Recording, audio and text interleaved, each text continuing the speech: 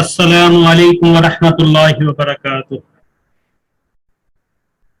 الحمد للہ رب العالمین والصلاة والسلام علی اشرف الانبیاء والمرسلین، اما بعد۔ اعوذ باللہ من الشیطان الرجیم، بسم اللہ الرحمن الرحیم۔ وَإِذِ ابْتَلَىٰ إِبْرَاهِيمَ رَبُّهُ بِكَلِمَاتٍ فَأَتَمَّهُنَّ قَالَ إِنِّي جَاعِلُكَ لِلنَّاسِ إِمَامًا قَالَ وَمِنْ ذُرِّيَّتِي قَالَ لَا يَنَالُ عَهْدِي الظَّالِمِينَ۔ وَإِذْ جَعَلْنَا الْبَيْتَ مَثَابَةً لِلنَّاسِ وَأَمْنًا وَاتَّخِذُوا مِن مَّقَامِ إِبْرَاهِيمَ مُصَلًّى وَعَهِدْنَا إِلَىٰ إِبْرَاهِيمَ وَإِسْمَاعِيلَ أَن طَهِّرَ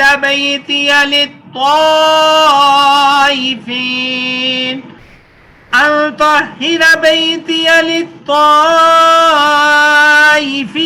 والعاكفين والركع السجود۔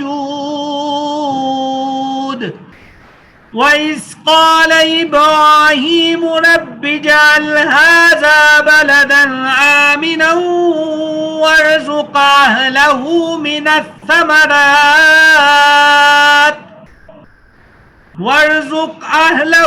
مِنَ الثَّمَرَاتِ مَنْ آمَنَ مِنْهُمْ بِاللَّهِ وَالْيَوْمِ الْآخِرِ قَالَ وَمَنْ كَفَرَ فَأُمَتِّعُهُ قَلِيلًا ثُمَّ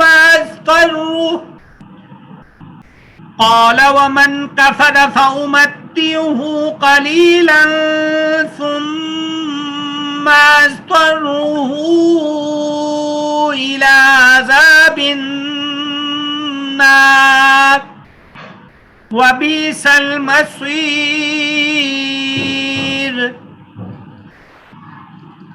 وَإِذْ يَرْفَعُ إِبْرَاهِيمُ الْقَوَاعِدَ مِنَ الْبَيْتِ وَإِسْمَاعِيلُ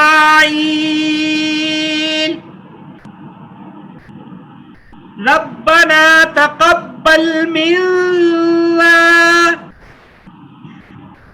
إِنَّكَ أَنتَ السَّمِيعُ الْعَلِيمُ رَبَّنَا وَاجْعَلْنَا مُسْلِمَيْنِ لَكَ وَمِنْ ذُرِّيَّتِنَا أُمَّةً مُسْلِمَةً لَكَ وَأَرِنَا مَنَاسِكَنَا وَتُبْ عَلَيْنَا إِنَّكَ أَنتَ التَّوَّابُ الرَّحِيمُ۔ وَإِذِ ابْتَلَىٰ، اور جب آزمایا، ابراہیم علیہ السلام کو، ربہ، اس کے رب نے، بکلمات، 7 چاند کلمات کے، فَأَتَمَّهُنَّ، پس پورا کیا اس نے انہیں، یعنی فَأَتَمَّهُنَّ، پس پورا کیا اس نے ان کلمات کو۔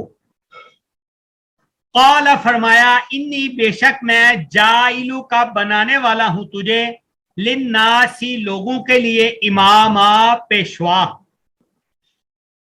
قال، فرمایا، ومن ذریتی، اور میری اولاد میں سے، قال، فرمایا، لا ینالو، نہیں پہنچتا، عہد الظالمین، میرا وعدہ ظالموں کو۔ وَإِذْ، اور جب، جَعَلْنَا الْبَيْتَ، کیا ہم نے گھر کو، مثابتاً، بار بار آنے کی جگہ، للناسی، لوگوں کے لیے، وَأَمْنًا، اور امن کی جگہ، وَاتَّخِذُوا، اور پکڑو، مِن مقام ابراہیم، مقام ابراہیم کو، مصلی، جائے نماز، واحدنا اور حکم دیا ہم نے الا ابراہیم ابراہیم علیہ السلام کو و اسماعیل اور اسماعیل علیہ السلام کو ان طہرا یہ کہ پاک کریں دونوں بیتیا میرے گھر کو للطائفین طواف کرنے والوں کے لیے والعاکفین اور اعتکاف کرنے والوں کے لیے والرکع السجود اور رکوع و سجود کرنے والوں کے لیے وَإِذْ اور جب کالا کہا ابراہیم ابراہیم علیہ السلام نے رب اجعل اے رب میرے کر ھذا بلدا اس شہر کو آمنا امن والا ورزق اور عطا کر رزق عطا کر اہلہ اس کے رہنے والوں کو من الثمرات ثمرات سے من آمنا جو کوئی ایمان لائے منہم ان میں سے باللہ اللہ کے ساتھ والیوم الآخر اور آخرت کے دن کے ساتھ قال فرمایا ومن کفر اور جو کوئی کفر کرے فَأُمَتِّعُهُ پس فائدہ دیں گے اس کو قلیلاً تھوڑا ثم پھر اضطرہ مجبور کر دیں گے اس کو الی عذاب النار آگ کے عذاب کی طرف وَبِئْسَ الْمَصِيرُ اور بری ہے جگہ پھرنے کی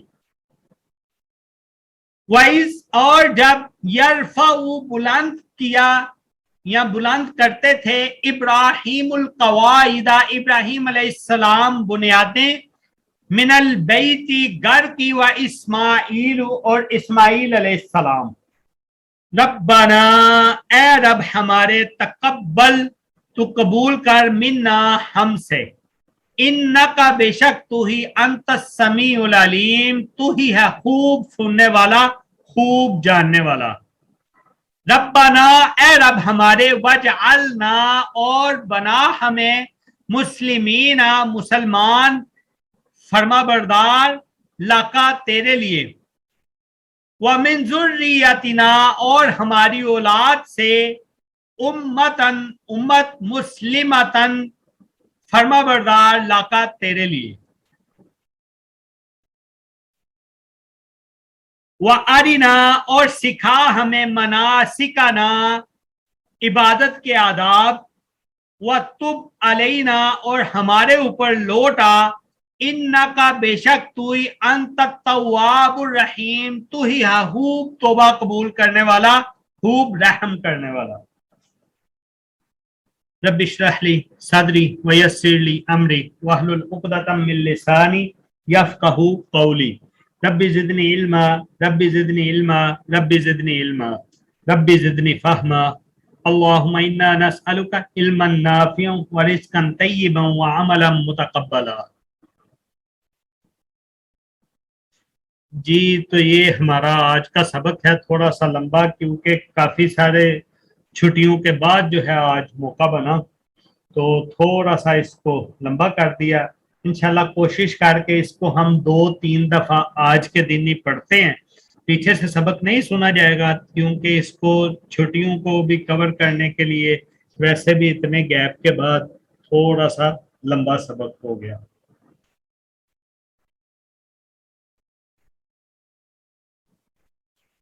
وَإِذِ ابْتَلَىٰ اور جب آزمایا ابراہیم ابراہیم علیہ السلام کو ربہ اس کے رب نے بکلمات ان 7 چند کلمات کے فاتمہن بس پورا کر دیا اس نے ان کلمات کو یہ کلمات کون سے ہیں بعض مفسرین نے ان کلمات سے مراد والد قوم اور بادشاہ کو توحید کی دعوت بت پرستی ستارہ پرستی اور شاہ پرستی کی تردید آگ میں پھینکے جانے پر صبر پھر ہجرت مصر کے جبار بادشاہ کی دست درازی کے باوجود استقامت بیوی بچوں کو وادی غیر ذی زرع میں چھوڑنا اور اکلوتے بیٹے کو ذبح کرنے پر مکمل آمادگی کر لیا بعض نے آگے آنے والی آیات میں مذکور بیت اللہ کی تعمیر اور حج کے مناسک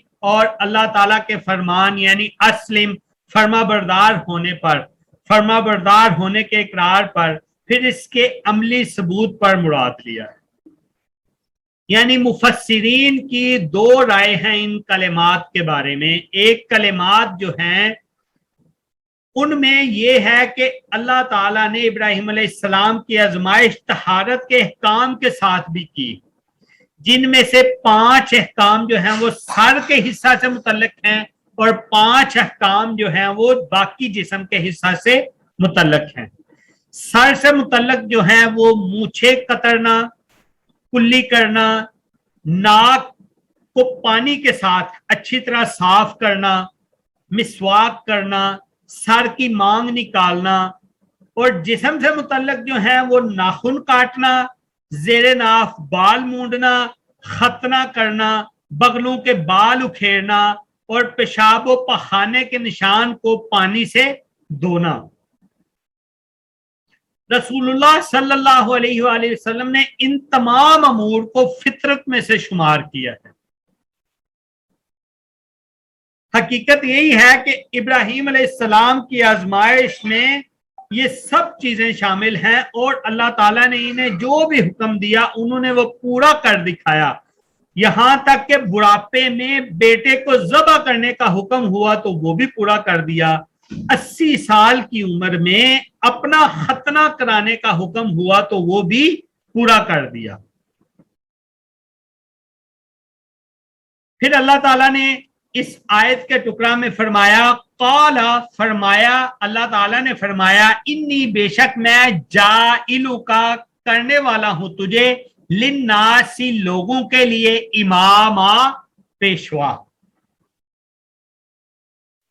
تو پھر حضرت ابراہیم علیہ السلام نے، جب اللہ تعالیٰ نے ابراہیم علیہ السلام کو تمام لوگوں کا امام بنایا، امام بنانے کی بات کی، تو انہوں نے اپنی بعض اولاد کے حق میں بھی امامت کی دعا کر دی، سب کے حق میں نہیں کی، کیونکہ وہ جانتے تھے کہ ایسا ہو ہی نہیں سکتا، تو یہ دعا کیوں کی جائے۔ چنانچہ اللہ تعالیٰ نے ان کی دعا قبول فرمائی، مگر اس کے ساتھ ہی انہیں بتا بھی دیا کہ تمہاری اولاد میں سے ظالم لوگ اس نعمت سے سرفراز نہیں ہوں گے۔ اس سے بنی اسرائیل کے گمراہ لوگ اور بنی اسماعیل کے جو مشرکین تھے نا، ان کو تنبیہ کرنا مقصود تھا۔ ان کے عقائد اور اعمال خراب ہو چکے ہیں۔ محض ابراہیم علیہ السلام کی اولاد ہونا کافی نہیں ہے، بلکہ جو احکامات تھے ان کو ماننا بہت ضروری ہے۔ حالانکہ یہود و نصارہ یہی کہا کرتے تھے نا کہ ہم تو ابراہیم علیہ السلام کی اولاد ہے، ہم تو بخشے بخشائے ہیں، ہم تو صرف اتنے دن ہی جہنم میں جائیں گے جتنے دن ہم نے بچہ کی پوجا کی تھی۔ قال فرمایا، وَمِن ذُرِّيَّتِي اور میری اولاد میں سے، قال اللہ تعالیٰ نے فرمایا، لا ینالو نہیں پہنچتا عہد الظالمین میرا وعدہ ظالموں کو۔ وَإِذْ اور جب جعلنا البیت کیا ہم نے گھر کو، بنایا ہم نے گھر کو، مثابتاً بار بار لوٹنے کی جگہ، للناس لوگوں کے لیے، وامنا اور امن کا گھر، امن کی جگہ۔ اچھا، یہ مثابتاً کا جو مطلب ہے نا، مثابتاً کا مطلب ہے کسی جگہ کے اوپر بار بار واپس آنا۔ لوگ بار بار اللہ کے گھر کی طرف جاتے ہیں، ایک حج دوسرا حج، ایک عمرہ دوسرا عمرہ تیسرا عمرہ چوتھا عمرہ، یعنی دل بڑھتا ہی نہیں ہے اس چیز سے۔ اسلام نے اس چیز کو، جو اللہ تعالیٰ نے حضرت ابراہیم علیہ السلام کو بولا نا کہ ہم نے اس کو بار بار آنے کی جگہ بنایا، اسلام نے اس احترام کو، اس گھر کے احترام کو قائم رکھا، بلکہ اس میں اور زیادہ اضافہ کیا۔ وَاتَّخِذُوا اور پکڑو اور بناؤ، من مقام ابراہیم مقام ابراہیم کو، مصلی جائے نماز۔ مقام ابراہیم کی تفسیر میں بھی مفسرین کے 2 قول ہیں۔ ایک وہ پتھر جس پر کھڑے ہو کر ابراہیم علیہ السلام نے کعبہ تعمیر کیا. صحیح مسلم میں حجۃ الوداع کے واقعہ میں جابر رضی اللہ عنہ سے مذکور ہے کہ نبی صلی اللہ علیہ وسلم طواف سے فارغ ہوئے تو مقام ابراہیم کی طرف آئے اور یہ آیت پڑھی وَاتَّخِذُوا مِن مَقَامِ ابراہیم مُصَلَّى. پھر مقام ابراہیم کو اپنے اور بیت اللہ کے درمیان کر کے 2 رکعتیں پڑھی جیسا کہ حاجی لوگ پڑھتے ہیں. صحیح بخاری میں ہے کہ مقام ابراہیم کے پاس نماز پڑھنے کا مشورہ عمر رضی اللہ عنہ نے دیا تھا، جس کی موافقت اللہ تعالیٰ نے پھر فرما دی. حضرت عمر رضی اللہ عنہ کی موافقات کی تعداد تقریباً 18 ہے، 18 جگہ کے اوپر، یعنی کہ جو حضرت عمر فاروق رضی اللہ تعالیٰ عنہ نے خواہش کا اظہار کیا، اللہ تعالیٰ نے اس کی تاکید فرما دی اور اس کو جاری کر دیا. وہ تقریباً موافقات کتنے ہیں؟ 18 ہیں. دوسرا قول مقام ابراہیم کا یہ ہے کہ اس سے مراد حج کی جگہ ہے، یعنی حرم اور عرفات، جہاں ابراہیم علیہ السلام نے حج میں قیام کیا. چنانچہ اہل علم فرماتے ہیں کہ طواف کی 2 رکعتیں حرم میں جہاں بھی پڑھ لیں درست ہیں.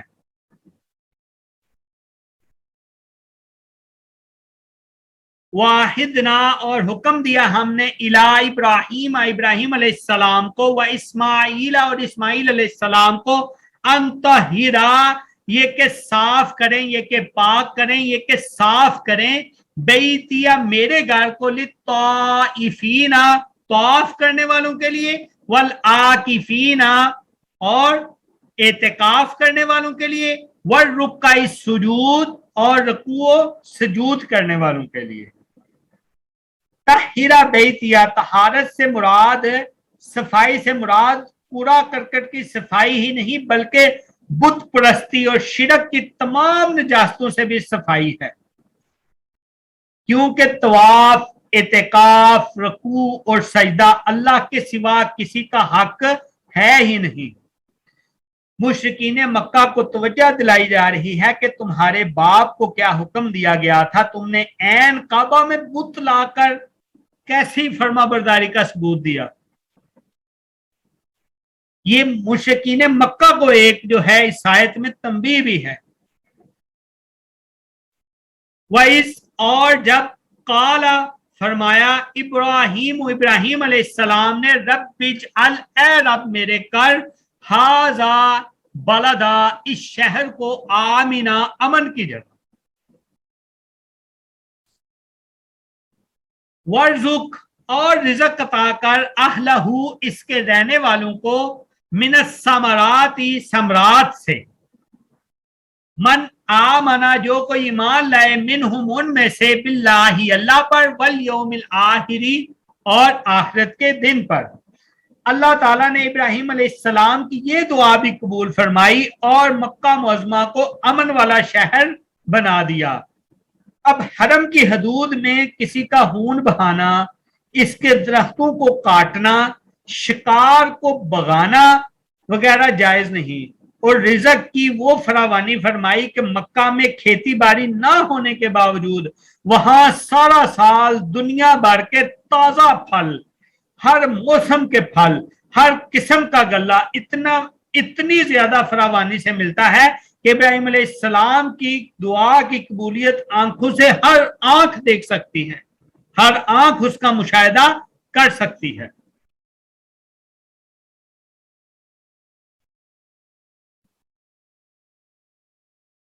اچھا، اس سے پہلے حضرت ابراہیم علیہ السلام نے اپنی اولاد کے لیے امامت کی دعا کی تھی نا، تو اللہ تعالیٰ نے فرمایا تھا کہ میرا عہد جو ہے وہ ظالموں کو نہیں پہنچتا.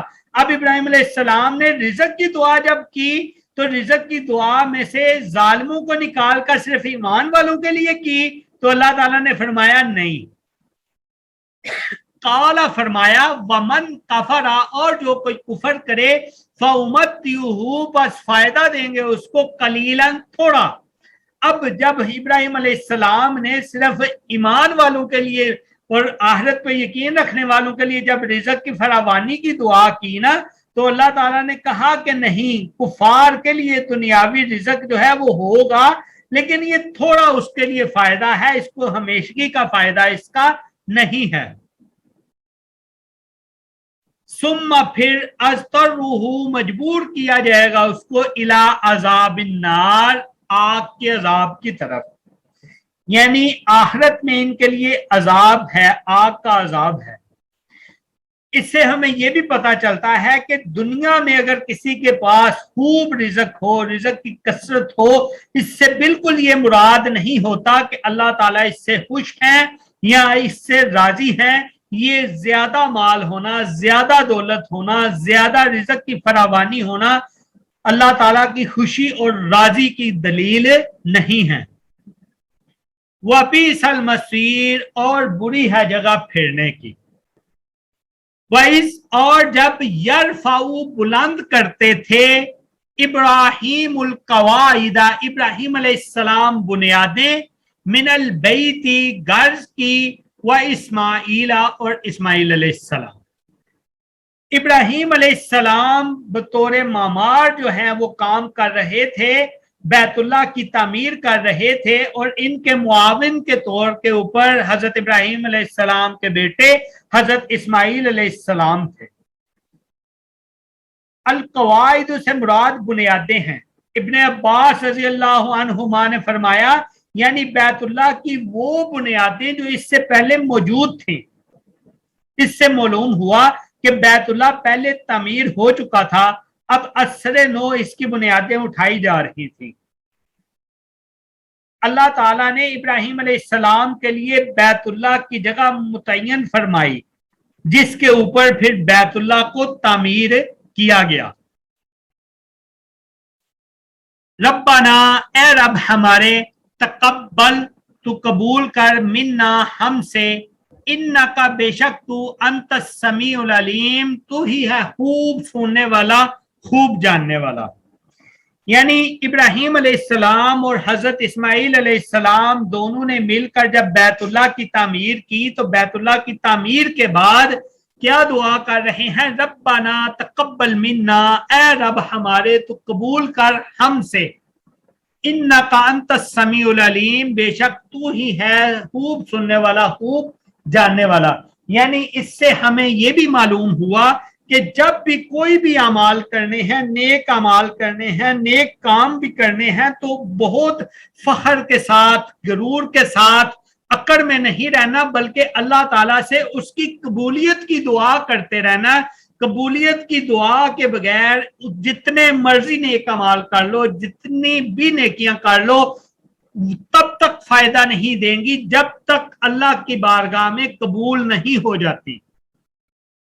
اسی لیے جب ہم نماز بھی پڑھتے ہیں نا تو نماز کے فوراً بعد کیا کہتے ہیں؟ اللہ اکبر، استغفر اللہ، استغفر اللہ، استغفر اللہ۔ یہ کیوں کہا جاتا ہے؟ نعوذ باللہ، کیا کوئی ہم نے برا کام کیا نماز پڑھ کے؟ نہیں، بلکہ نماز جو ہے وہ ہماری عبادات میں سب سے اوپر ہے۔ تو نماز ہم نے عبادت کو ادا کیا، اس کے بعد بھی ہم نے کیا بولا؟ استغفر اللہ، یعنی جس طرح اس کا حق تھا اس طرح تو نہیں کر سکے، تو اللہ تو معاف کر دے ہمیں، تو یہی قبول کر لے۔ تو یہ قبولیت کی دعا جو ہے اعمال کرنے کے بعد، اعمال صالح کے بعد، یہ بہت ضروری ہے، اس کو ضرور کیا کیجئے۔ قبولیت کی دعا کے بغیر اعمال کا کوئی فائدہ نہیں۔ جب تک اعمال قبول نہیں ہوں گے تب تک ان اعمال کا کوئی فائدہ نہیں، اس لیے اعمال کرنے کے بعد قبولیت کی دعا ضرور کیا کریں۔ ربنا، اے رب ہمارے، وجعلنا، اور بنا ہمیں، مسلمین، فرما بردار، لکا، اپنے لیے، یعنی پھر اللہ تعالیٰ سے دعا کر رہے ہیں کہ اے اللہ ہمیں اپنا فرما بردار بنا، وَمِن ذُرِّيَّتِنَا، اور ہماری اولاد میں سے، امتن، امت کو، مسلمتن، فرما بردار بنا، لکا، اپنے لیے۔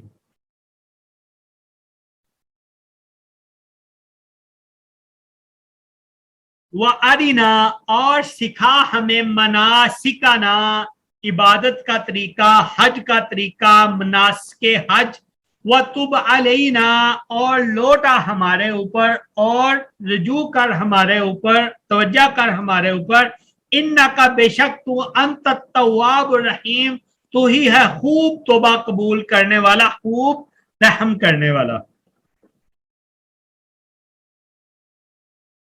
ربنا اے رب ہمارے، وابعث اور مبعوث کر، فیہم ان میں سے، رسولاً ایک رسول، منہم ان میں سے، یتلو تلاوت کرے، علیہم ان پر، آیات کا تیری آیات کو۔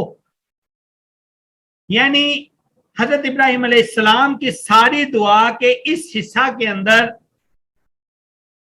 رسول جو مبعوث فرمانے کی بات کی نا، رسول کی جو دعا کی، اس سے مراد ابراہیم علیہ السلام کی نبی کریم صلی اللہ علیہ وسلم تھے، کیونکہ اسماعیل علیہ السلام کی اولاد میں آپ صلی اللہ علیہ وسلم کے سوا کوئی بھی دوسرا نبی نہیں ہوا، یعنی حضرت اسماعیل علیہ السلام کی اولاد میں آپ صلی اللہ علیہ وسلم ہی مبعوث ہوئے۔ تو اس دعا سے مراد، حضرت ابراہیم علیہ السلام کی اس دعا سے مراد آپ صلی اللہ علیہ وسلم کا اشارہ تھا کہ یہ اس کعبہ کے وہ جو تعمیر کر رہے ہیں، انہی لوگوں میں سے، انہی میں سے ان کے اوپر اللہ کی آیات کو پڑھ کے سنانے والا ایک رسول مبعوث فرما۔ اور یہ والی دعا حضرت ابراہیم علیہ السلام کی 1000 سال کے بعد اللہ تعالیٰ نے قبول کی، اور پھر اس کے نتیجے میں اللہ تعالیٰ نے آپ صلی اللہ علیہ وسلم کو مبعوث فرمایا۔ اصحاب رسول صلی اللہ علیہ وسلم نے آپ سے عرض کی کہ آپ ہمیں اپنے متعلق بتائیں، تو آپ صلی اللہ علیہ وسلم نے فرمایا، میں اپنے باپ ابراہیم علیہ السلام کی دعا اور عیسیٰ علیہ السلام کی بشارت، اور میری والدہ کو جب میرا حمل ٹھہرا تو انہوں نے دیکھا کہ ان کے بدن سے ایک نور نکلا جس سے بصرہ روشن ہو گیا، اور بصرہ شام کی سرزمین میں ہے۔ اچھا، اس میں شام کی تخصیص اس لیے ہے کہ آخر زمانہ میں شام ہی اسلام کا مرکز بنے گا، عیسیٰ علیہ السلام کا نزول بھی شام میں ہی ہوگا، اور حدیث میں جس گروہ کے قیامت تک حق پر رہنے کی خبر دی گئی ہے وہ بھی شام میں ہی ہوگا۔